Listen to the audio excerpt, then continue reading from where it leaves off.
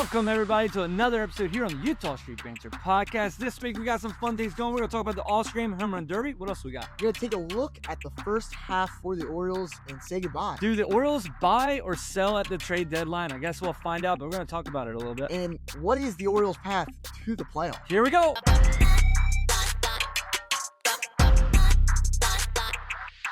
Welcome to the Eutaw Street Banter podcast. Welcome, everybody, to another episode here on the Eutaw Street Banter podcast. I'm Cody, and with me, like always, is Elijah. Can't say like always. You're not allowed to say that anymore. We went 2 glorious weeks where it was just me and Greg. Yeah. And now he's booting Greg out. You see, it's because Greg talked bad about him last week. You don't come on my podcast. Now, Our podcast. First okay. of all. Our podcast. All right. Now, but I'm glad to be back. It's been a crazy time. If you don't know, I own a baseball and softball training facility. So we've had summer camps. I got 1 more summer camp to go. We got 3 down, 1 to go. So excited to get that. And if you're a parent, get your kids right, because there are some crazy ones out there. There are some crazy ones. But no, we've had a good summer. We've luckily missed the hot days with the camps. And it looks like we have 1 more next week. It looks like we're going to miss this 100-degree week that we have running right now. So, super excited to have that under our belt. And, man, it's crazy that the All-Star Game's over. Yeah, it's the trade deadline's in 2 weeks. Yeah, that's nuts. It's crazy. Yeah, there's going to be a lot to talk about going up to that. Seeing how the Orioles are going to be able to do. We're going to talk about a little bit of that today. But before we get started on all that, we're going to talk a little bit about the All-Star Game festivities. I was a little disappointed because I told my wife that if the Home Run Derby tickets fell below $200, I was going. They barely fell below $2,000. I saw some for like $850, $900. Oh, it must be right at the end. Okay, yeah, okay, but I mean, I told my parents that it was getting to the point with how prices were. So do I go back to college to finish out my senior year, or do I go to the Home Run Derby? Right, yeah. But the Home Run Derby was pretty good. It's pretty good. Yeah, no, I definitely enjoyed it. And I do have some key takeaways. Before I get into some of the more fun stuff, I do just want to say, I don't hate the new format as much as some other people do. I just wish, I feel like this isn't, give it another year and they're going to change the rules a little bit, even maybe next year. Yeah. But just first off, Wilson Contreras can smoke the crap out of him. Yeah, he can. I wasn't expecting him to be the one to hit it as far as he did that first round. Came out a lot of it. But okay. 495, something like that? I think he had 490. Yeah. Because the longest was Caminero, 491. Oh, got it. Yeah. Which I did it on Google Maps where you can measure the distance from home plate at Camden Yards, about the right spot in left center where Caminero hit it. He would have taken the head off of Jim Palmer's statue. It was that far. It was just about out to the statues out there. That would be a cool one to see is at them at Oriole Park. Yeah. But okay. So this is my 3 takeaways. First of all, the Orioles, we know we're in need of everything. We're needed pitching, hitting, whatever. So we're gonna sign 2 new pitchers. Okay. Dan Rice and Jeff Caglianone. Okay. Yeah. Because I do feel like the 2 fathers in the Derby, they took it as their opportunity to show off their arms. Right. They were gone. And I mean, granted, I think Jeff was the reason his son Jack kind of was able to hit it 135 miles an hour ever. I know he wasn't hitting downward, but he was smoking the ball. Yeah. But I mean, Dan Rice too. So it is funny, they're both attorneys. Oh. But Dan Rice, the father of Ben Rice, he actually played baseball, and he was a pitcher at Brown University from 1983 to 1986. Oh wow. So I'm sure just get him on a throwing program. Maybe by August he'll be ready. Right. That's good. Yeah, that's nuts, dude. And now I have a question, Cody. What was your take on it being on Netflix? Okay, my take was trying to figure out it was on Netflix, get everybody on Netflix, getting your mom to call you and like, how do I get on this thing? I'm sure a lot of people had that happen. Netflix, I thought Netflix actually did fine. They did it. I didn't hate how they did it. I thought it was Barry Bonds isn't the greatest analyst, but I thought he did a great job. It was cool seeing Barry Bonds talk. I mean, as somebody that watched him play. Albert Pujols does really well. I thought the first baseman for the Rizzo. Yeah, I thought Rizzo did good. Yeah, Hunter Pence too. Yeah, Hunter Pence. Yeah. So I thought they had fun. I didn't mind it. I missed You know what I miss the most, and this has nothing to do with Netflix. Only thing it has to do with Father Time, is remember going back. You know what I mean? Like And that's yeah, but I think anyway. the only thing I wish they had is out of all the people there, they really only had one like commentator for like they had Matt Vasgersian, which Yeah, if you played MLB The Show at or Matt Vasgersian, he's the voice staff for years and stuff. So like you're used to that voice. So I think it was cool having him, but everyone else wasn't really there to talk about the exact every swing that was happening. I think because of the limited swings, you could have spent more time examining each home run. But I think it was okay the way they did that. I tell you, the only thing I didn't like, and this hurts my heart, is did you see the player interest? Yeah. Will Ferrell struggled. I wasn't even funny at all. And I know it's only because Netflix did it, but I think it's too gimmicky. It just wasn't fun. Like, this isn't the All-Star. Yeah, it was almost like he was stuff. making a mockery of, like, I know he was trying to be funny, but it was like he was making a mockery of the home run derby. Like especially. I also didn't know how I felt about the boxing ring. But I love that was because of Rocky. Yeah, I know. But I loved having the guy in there from the boxing back in 2000. Let's get ready to rumble. Yeah, like that was hype. So you had like that serious thing going on, and then he's kind of like waiting for Will Ferrell to get his little scheme done. I wasn't a fan of that part. Yeah, it felt gimmicky. Yeah, it did. It felt. Now, and I definitely I enjoyed hearing all the Phillies fans boo every player. Yeah, you know what? Except for themselves. Yeah, you know what? I first hated it because I was like, oh, I just like Philly so much, but it made it fun. Like it made them care, and I think it's the only place in the world, only stadium in Major League Baseball that would they only had Philly fans there. Everywhere else, every other All-Star game has team. Every team is represented. It was all Phillies. Like the amount of powder blue Philly jerseys. Like Phillies, where it seemed like no other team was like fan was there. So congrats to you, Philly. And that's probably also what it would look like at Camden Yards. Phillies, and Yankees. Phillies, yeah. That's funny. But I just felt like the Derby took a long time for not a lot of home runs. Yeah. See, so MLB Network, before the actual home run derby happened, MLB Network played the 1994 home run derby at the old Phillies stadium. I didn't realize that. Like, I thought like my greats like Mark McGwire, Barry, I thought like so much happened. Yeah. And they got 10 outs back then. Yeah. But and there's a few guys like Mark McGwire had 3 home runs, and then there's a few guys had 0, and I'm like, maybe it was way worse. It was anyway. So then I watched the regular one. It was okay. So I didn't mind the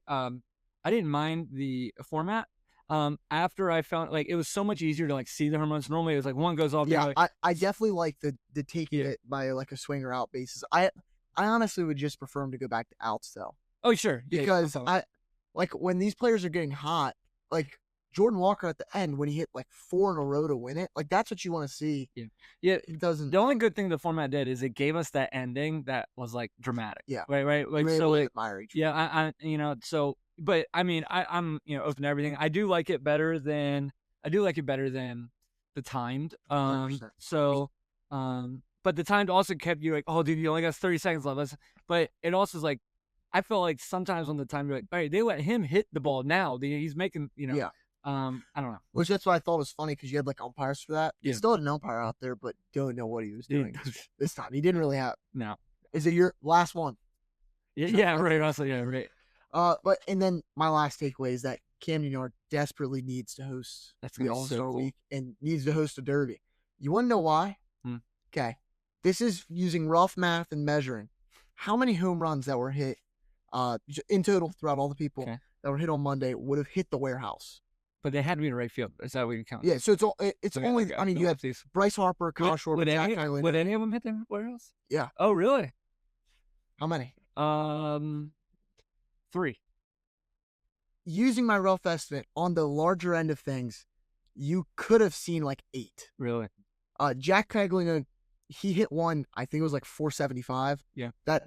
So just so you know, Ken Griffey Jr. is the one that was measured at 465. Oh, okay. And that was, I mean, not quite down pole. Some of these, I have Munetaka Murakami would have probably had one. Harper would have probably had one. Schwarber, he didn't hit a lot. He was sitting right around like 440, and that's not quite enough. He had a couple that were up there towards 460, so maybe you clip it. But Jack Caglianone, he might need to go to the Orioles and just take a couple swings just to see how far he could hit. 'Cause he 100% would have hit the warehouse. But I just think I know it's cool to have Ken Griffey Jr. being the only one there, but imagine if you're knowing that the home run derby is at Camden Yards and you're a lefty power hitter, you want to be at the derby. Yeah, right. Like you want to that. be there. Yeah, absolutely. So talking about the All-Star game really quick, Elijah got the fun one. The All-Star game, not much happened. I mean, after the second inning, it was kind of just a dead zone. Hey, Miguel Vargas home run. Okay, Come no, on I know. Miguel Vargas says, "See what happens when I'm on a winning team." He was on the Dodgers. I did like that he hit it off a Dodgers pitcher. Oh yeah, that's true.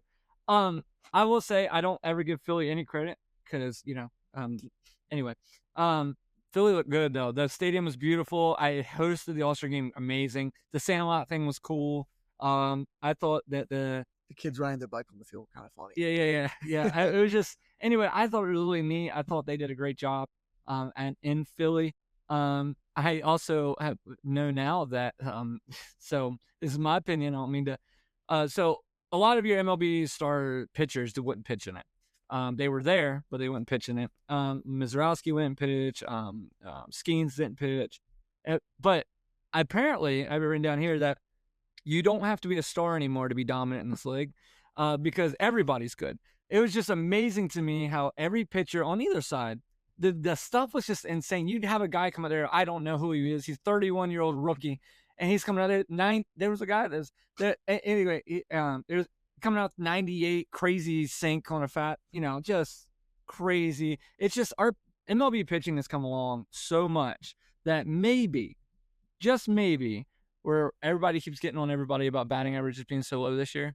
Yeah. Maybe the pitchers are really good. Like maybe, like I said, you got these guys coming out of bullpens and just dominating, and they're used to, you'd have a guy come out, you didn't know who he was. He was giving up a few runs. Really the best pitcher between the two teams is the one that gave up the most runs. Yeah. Christopher Sanchez. So, but yeah, so I was really impressed by how dominant the pitching was. I don't think the hitters suck. I think the pitching was really that good. If you watch the game, watch the movement of the ball. It's crazy. I think it's crazy because after the fifth or sixth inning, it's pretty much all relievers. Yeah. And every team is using the bet. Like you had a Aroldis Chapman come in for the ninth inning, and then you had a Brian Baker come in and get the last out. Like those are some of the best relievers in the American League this year. You're having the pitchers that when you're going into a series against Tampa Bay. Yeah. This is the guy you're looking out for, against the Red Sox or against whoever. That's the guy you're watching out for. That's who pitched. Yeah. So, obviously, when it's the All-Star game, that's what you expect. But it's like... Yeah, no, I agree. I did not like it when Brian Baker came out to close the All-Star game, and we don't have a closer on the Baltimore Orioles. Nope. Boy, wouldn't it be nice to have Brian Baker right now? But sure would. I was surprised that they didn't have Louis Varland close out, just because what's his name? Yeah. The Blue Jays manager, Schneider, he was the manager for the AL. Yeah. I was just kind of surprised. Yeah. They had him come. That's no hate towards Brian Baker at all. I was just being. No, and then did you see too? I guess the Rays, Drew Rasmussen requested that the Rays ask Schneider to let Adley catch him. No, the crazy part about that though is Rasmussen isn't the one.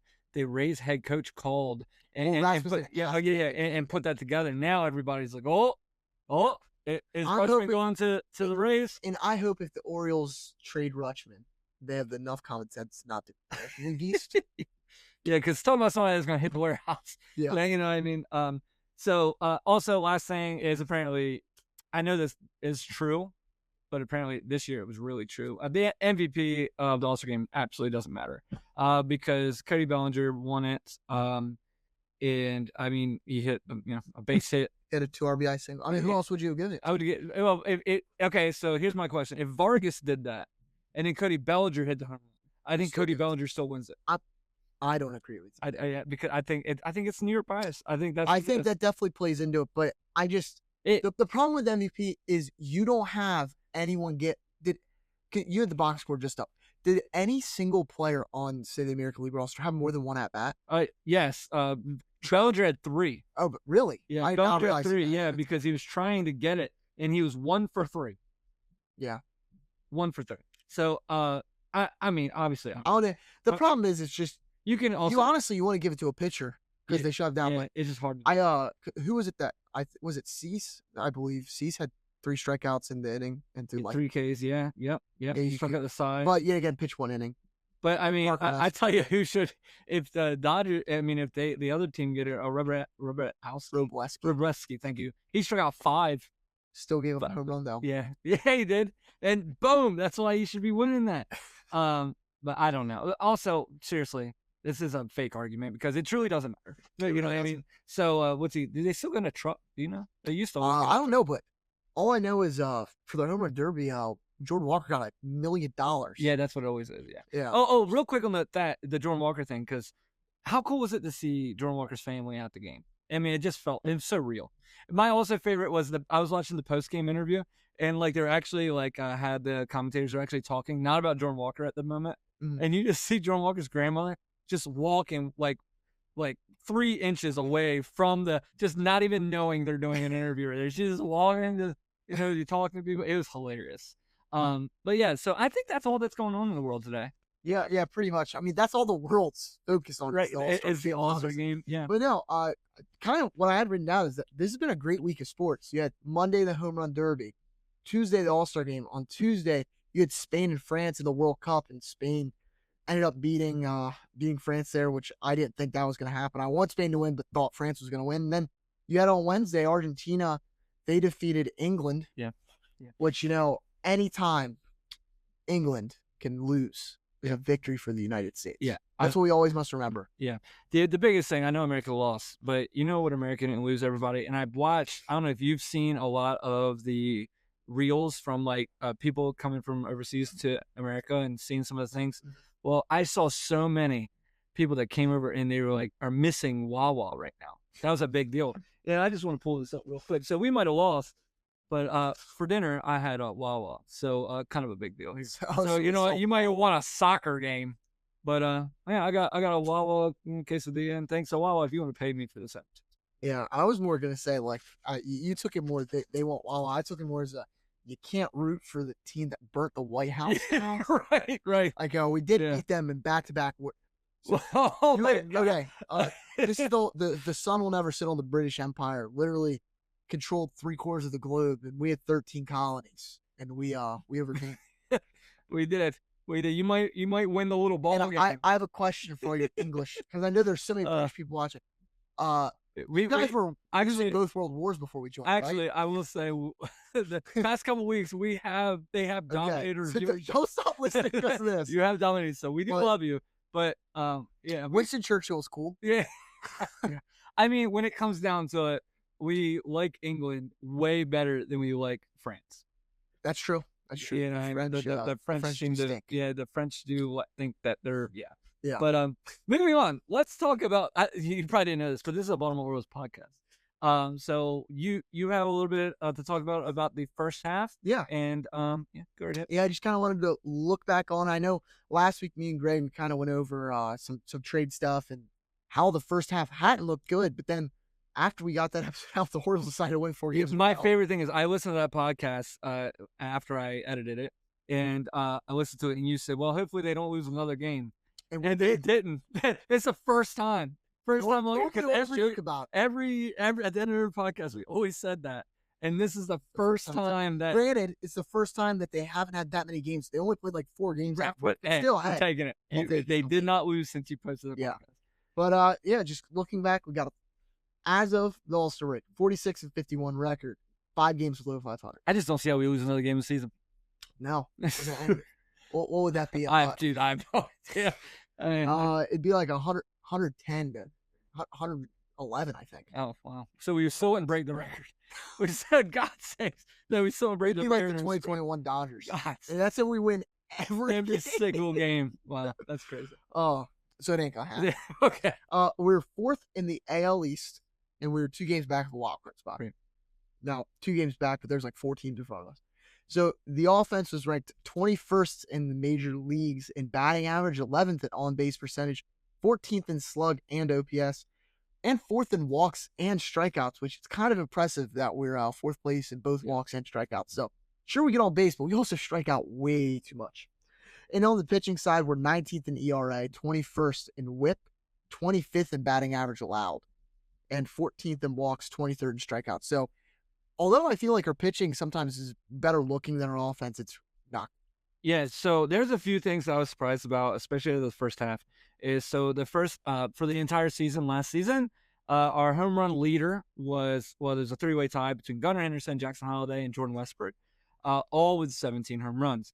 Now, my favorite part about that is already this year, we've been crushing on Gunnar, wanting him to be the Gunnar we want, we need. But Pete, he's still doing well. He has 17 now, so he's already matched his last season high. Yeah. Pete Alonso is doing way better than I thought he was going to do at the beginning of the season. He's doing the baseball card thing, where you're going to flip the baseball card, everybody's going to have 35. So Pete Alonso's 21 home runs, 65 RBIs, all-star worthy. I'm not going to get into that. I mean, if Vladimir Guerrero Jr. Oh, okay. Well, he was an all-star worthy. Yeah, okay. So Samuel Basayo, he is doing better than expected, in my opinion, on the home run front and the average. And the RBI front. Love seeing that. And so those three guys to me are doing well. It's just hopefully we can get the strikeouts down and the averages up a little bit. But especially the strikeouts down. Yeah, and one way that we could do that is to buy at the deadline, which is August 3rd. I'm a little sad. It always falls right around my birthday, and the best days are when it falls on my birthday because it's like a nice birthday present from the MLB. Yeah. I remember it, like on my birthday, that was the Juan Soto trade day. That was I think the last time the Really? deadline was on my birthday. So I was like, wow. Trades to the Padres? Yeah. Yeah. Wow. Yeah, that really worked out for them. Yeah. Hey, Orioles, I don't know if you know this, but if you make trades where you get pieces back, it really helps the whole It's almost like James Wood is better than anyone on the Orioles. Like, God's sakes. Don't look at who's the best offense in baseball because it's the Nationals. Yeah, crazy. But yeah, I mean, one way is to go and trade, try to get some stuff. But like, what could we get? Do we get offense? Do we get pitching? Yeah. And I know right now we're kind of teetering. Do we sell? Do we buy? If you want to look more into what we sell, go listen to last week's podcast. Me and Greg did do a deeper dive on the pieces that we could sell, what we think would be realistic for that. And I'm going to be honest, I was a lot more negative last week than I am right now because of the 4-game win streak. But all it takes is we get swept our first series back, and we have a tough first series. We have a tough until the deadline. Yeah, we have. Was it Astros, Red Sox, Braves, Tigers, Phillies. I mean, it's the Tigers are the worst team that we faced. That's not sandwich. We don't have a break until August 4th against the Angels. Yeah. So we'll see how that all goes. But if we buy, what do we get, Cody? Yeah. So a couple things is I would love an infield. Like Blaze Alexander breaks his hand right the last game of the year, last game before All-Star break. Our hottest hitter, of course it is because that's how it goes. So now we don't have Jordan Westbrook, we don't have Blaze Alexander. So it'd be nice to get a B piece for there. I don't think that's gonna happen. There's a shortstop down in Atlanta that we could pick up. Jorge Mateo. Oh, Jorge Mateo, yeah. Did you see that? I don't mean to go on this. Mateo pitching against, O'Hearn. No, I didn't. Yeah, yeah, that was crazy. Yeah. Anyway, so Mateo was pitching against O'Hearn. That was on the same game where O'Hearn had the 3 home runs. Oh, nice. Okay. But yeah, so I don't think that's gonna happen. I know the whole Luis Arias, that's been a big talking point, and there's a few other pieces. I wish you were right. I hope you're right, but I don't think. I think our bullpen is trash. I think we need everything and everything. Tell me how you feel. And I think anything and everything, and it's not the bullpen piece's fault. Here's what it's fault. They're all gone. We traded them all. You know where our bullpen piece from last year is? He just closed the All-Star game. And it's not like he came out of nowhere. He was good for us. Okay. So, anyway, and we don't have the starters. Like, we just don't have, but there's nothing out there. Like, the best pitcher, in my opinion, that's going to be out there is Kevin Gossman. I could be wrong, but I think he's going to be the best starter on. And that's if he gets moved. You're right. Because all it takes is if they win 4 games, they're buying to the Blue Jays are in almost identical space to us. They're 45 and 51, so they're half a game behind us. If they sweep their first 2 series, they're not trading. Yeah. So it's just one of those things where I here's what I think is gonna happen. You guys want to know what I think is gonna happen? What do you be think honest. I hope I'm wrong. I believe this Orioles team can do it. I believe this Orioles team can get hot and sneak into the last seed of the wild card and then lose the first round. But I do believe it can happen. Win a game this time. I don't know. I just want to score runs. But I do think it's possible because this is the year to do it because the league is so the same. But that being said, I think we soft sell. I think we sell Taylor. Almost like a retweet. Yeah, I think we trade Taylor Ward because I don't think he's coming back. Yeah. I think we don't trade Rutschman because I think you're hoping to keep his, keep him there. I think you'll see, some little teeny pieces, or I almost see almost nothing. You know what I mean? You know how some years there's like literally nothing happens. If there's a year for nothing to happen, it's gonna be this year. It's gonna be just, I don't know. But here's my problem: is do you trade and get all these pieces for a year? Get a couple pieces, or do you go, well, we're not playing next year, so we're hoping that when our minor league teams enter squad, or what, I don't even know, you can't probably do that, but hopefully they still progress, and then we'll have Bradfield is ready now, starting the 2028 season. I hope. I know what you mean. Yeah, so that's how I feel. And something that I would be interested in is, say you do a soft sell, say you want to trade off some pieces, and you brought up Luis Arias. He's an intriguing one. He's purely batting average. That is what this team needs. This team needs someone just to get singles, honestly, because we don't do a lot of that. There's a teammate of his that I'm really intrigued by, and it's Logan Webb. And all I know is I've had success trading Logan Webb this season so far. I traded to Cody right before his 2 awful starts. So he's just done awful for Cody, so it's looking good for me. I get 2 pretty good pitchers. Okay. Squellenbach is going to be... He's hurt. He's gonna be good. Yeah. It's right now, this is a rebuild year for my fantasy team. And I'm fighting for a playoff spot over here. Yeah. So, and this is what I think. Say you trade for Logan Webb. He's been struggling. Whether he does good or not, that's a guy you go sign. Give him a Pete Alonso type deal in free agency.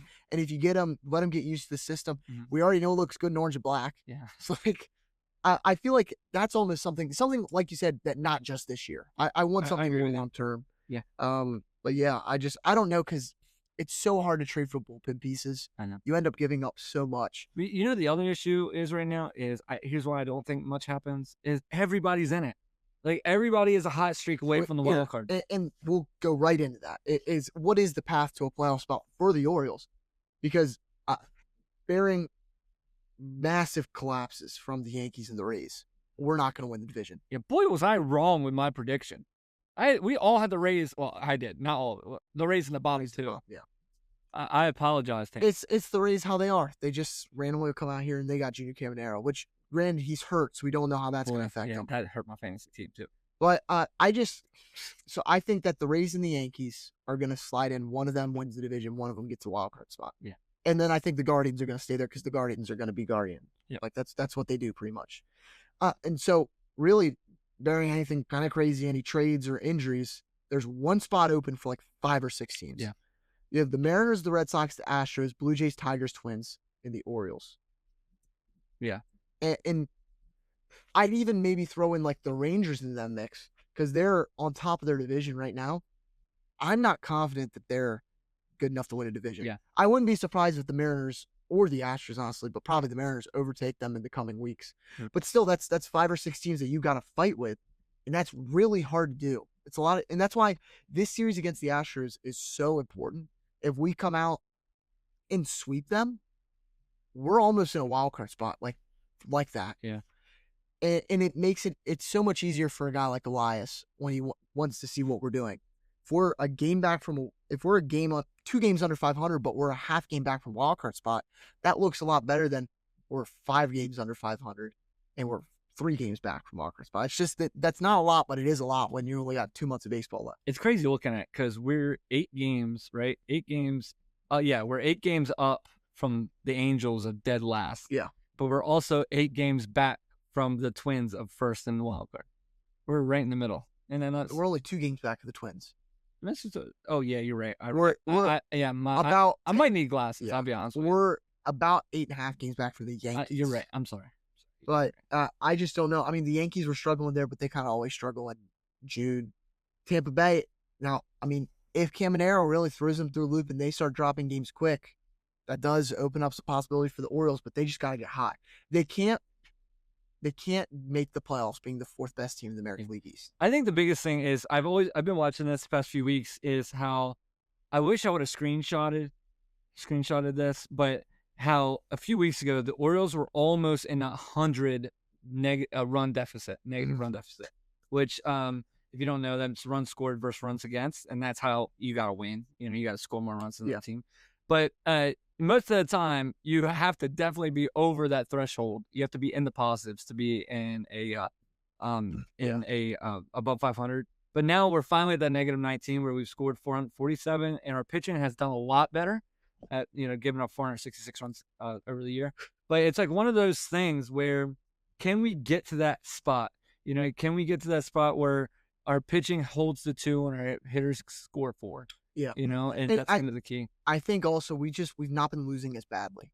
We've had a lot more like 2 or 3 run games in the past month. That's also true with the whole 100 thing. I think there was like 3 weeks there where at least twice we gave up almost 20 runs. Yeah, like there was a couple different times we were losing like 12-1, like like every week at the bottom. Yeah. It was ridiculous. But like you said, so you said that you still think and you believe that the Orioles can make the playoffs. I think the Orioles can make the playoffs.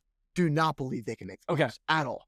Statistically, they can. It's like logically, I see the way for it to happen, and in the way it's really simple. Honestly, for this is easier for the Orioles to make the playoffs than than last year.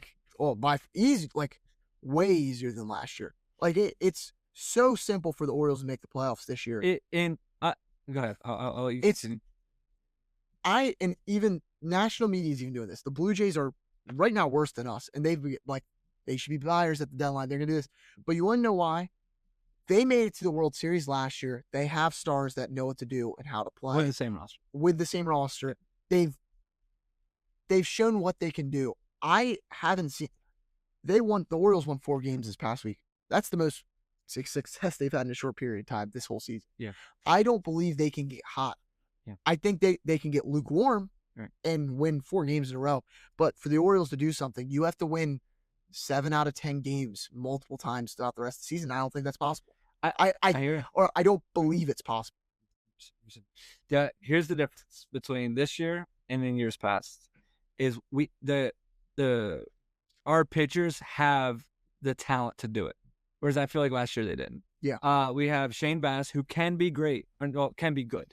But we do have Kyle Brash, who can be great. We have Trevor Rogers, who can be great. Dean Kramer, pitch much better. We need him to be the best number 5 pitcher. And Brandon Young, I might. Greg doesn't talk positive about any of our pitchers, but he loves Brandon Young, and I was always against it. And Brandon Young is great. He's doing so much better. So, can throughout a 5-man rotation each time only have one of them blow up, and it can be a different guy each time. I don't care, but that's how you can. And just don't be the only game you score 8 runs. Be the game that we have to blow. Right. So, but what I'm saying though is the starting pitching does have the ability. This is the most faith I've had in our pitch. Honestly, this is still, I think, the best and the most faithful I've had in our pitching rotation. Orioles team. Even when we had Corbin Burns, you had Burns and Bradish, but outside of that, you didn't have nothing.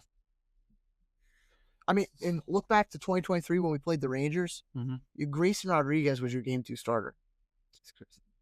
Yeah. So and now we have Kramer. Kramer's not going to touch the mound as a starter until maybe a championship, the ALCS, if we were to make it that far. He wouldn't ever start in a wild card series or divisional series. But the key is, can the bullpen hold it, and will Albernaz allow his starting pitchers to go 6 innings? Yeah, because he does not like that. It's the third time through, he is done with them, and it doesn't matter. I will say this: this is the farthest we've made it into a season now, with as little starting pitching injuries we've had. Yeah. Granted, we had Povich early on, he's still hurt. We had the Bassett stuff. We had Kramer, but we've had a decently long stretch now with healthy pitching. Yeah. We don't normally. It's one here, 2 weeks later, another one. 2 weeks later, another one. 2 weeks later, another one. Yeah, you're right. Except for Blaze, that's Orioles as a whole. We've Except had a for healthy. Blaze, The month of June was healthy. Yeah, and now it's just a freak thing. It's just crazy.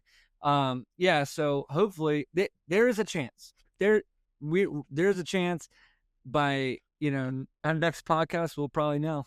To be honest with you, we'll probably know. Probably. And look, next podcast we'll come on and there's gonna be one distinct tone or another distinct tone. Yeah. It's either gonna be we come on here, we did good against the Astros, the Red Sox, and the Braves, and we're buying at the deadline, or we did bad, or we did mediocre. Yeah. You can only do good to buy. If we're still 5 games below 500 after the Braves series, we're selling. Yeah. Or at least we're not buying. Right. Yeah. So we shall see, everybody. We will be back the week of the 27th. So we'll put another show out. Main reason is this is going out late in the All-Star week, and then I have another baseball camp. So we're gonna try to dive into that. And Elijah's done with doing it all the time. No, I'm kidding. No, but if you're staying with us every week, we can't thank you enough. Really appreciate your support. Remember, we are on, if you're listening to us, we're on Apple Podcasts and Spotify. If you're watching us, we're on YouTube. We have Instagram, Facebook, all that good stuff, X and TikTok. And remember, we also have our website, EutawStreetBanter.com. Struggled there. Yeah, I did. Well, I pointed up and then I lost all. It was like I was looking. It's EutawStreetBanter.edu. No, for education. Yeah, if you just look up there, it's right. It's right there. Right. Yeah, it's right there. Yeah. So please support that. We try to update that as much as possible. And we can't wait to see you next time. Remember, you can always reach out to us on any of those platform sites, and we'd love to hear from you. Awesome, guys. Well, thank you so much. We will see you next week here on the Eutaw Street Banter. See you guys. See ya.